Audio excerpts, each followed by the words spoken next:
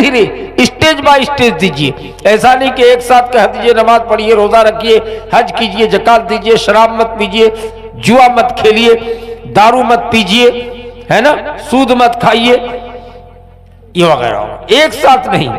नबी ने दर्श दिया था हजरत मुआद बिन जबल को कि यमन के गवर्नर बन के जा रहे हो, पहले उनको दावत देना कि एक अल्लाह के साथ किसी को शरीक व सहीम ना बनाए। जब इस पर दिल पुख्ता हो जाए तो उनको ये कहना कि रातों दिन 24 घंटे में 5 वक्त की नमाज पढ़ना है। यानी धीरे धीरे दावत व तबलीग का काम करने के लिए कहा गया। तो नबी सल्लल्लाहु अलैहि वसल्लम जब नबी बना दिए गए तो शुरू इस्लाम में नमाज की फर्जियत तो हो गई, लेकिन शराब को हराम नहीं करार दिया गया था। चूंकि अरब को शराब का इतना लत कि अगर शुरू ही में अल्लाह पहले ही जुमले में कह देते शराब हराम है तो मुश्किल पड़ जाता, इसलिए कहा धीरे धीरे स्टेज बाय स्टेज। पहले इनको अकीदा तौहीद सुधारो, जब अकीदा तौहीद पे मजबूत हो जाए तब इनको नमाज पढ़ने का तरीका सिखाओ, और जब नमाज पढ़ने का तरीका सीख जाए तब बोलना कि शराब हराम है।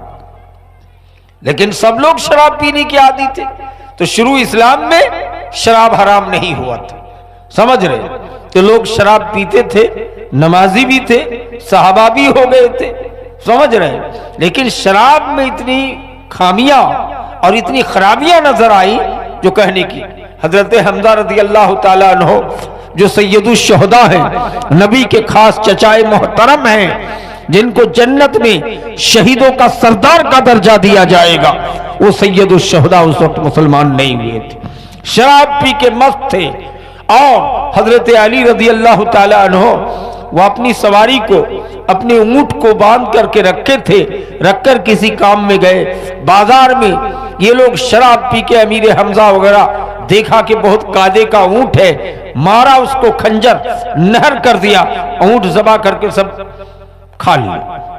हजरत अली रज़ी अल्लाह ताला अन्हु जब अपने काम से बाहर निकले, जैसे हम और आप कोई पूर्णिया काम में गए और मोटरसाइकिल रख के आगे दे रहे, गाड़ी चंपत है, गाड़ी गायब है, तो कितना परेशानी होगी मेरे भाई, कितनी। हजरत अली बहुत परेशान हुए, पता चला कि नबी के चचा अमीर हमजा ने इसको ज़बा करके खा गए।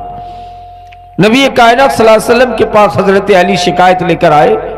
नबी चाह रहे थे कि अली की मोहब्बत में जाके हमजा को कुछ बोले, नबी आगे भी बढ़े, लेकिन देखे कि सैयदुश शुहदा अमीर हमजा शराब में ऐसे धुत है, नशे में इतना चूर है कि अमीर हमजा की स्थिति बहुत खराब है। नबी कुछ बोले नहीं, वापस हो रहे थे, उसी में अमीर हमजा ने नबी सल्लल्लाहु अलैहि वसल्लम को ताना दे दिया, क्योंकि उस वक्त इस्लाम तो कबूल किए नहीं थे, काफिर था सैयदुश शुहदा अमीर हमजा रज़ी अल्लाह ताला अन्हु, उस वक्त मुसलमान नहीं हुए थे। वो ढील देख करके कहने लगे कि ये शराब का मामला है, और नबी को उल्टा सीधा करके कुछ बोलने लगे, गाली गलौज हल्का किए। कौन? अमीर हमजा, चूंकि शराब में धुत था, काफिर होने के बावजूद अगर शराब पिए हुए नहीं रहता तो नबी अपने प्यारे भतीजे को कभी गाली नहीं दी, सैयदुश शुहदा अमीर हमजा। तो शुरू इस्लाम में शराब पी के लोग नमाज भी पढ़ने जाते थे, समझ रहे हैं? तो नमाज शराब पी करके नमाज पढ़ने के लिए गए, एक साहबी इमाम बने और बाकी सब पार्टी साटी करके शराब पी के आए थे, पीछे खड़े थे नमाज में। तो जब सूरा पढ़ने लगे तो सूरा में खलत मलत, चूंकि शराब में होश ही नहीं, अकल ही नहीं, तो कुल या अय्युहल काफिरून पढ़ रहे थे, उसको उल्टा सीधा पढ़ रहे थे।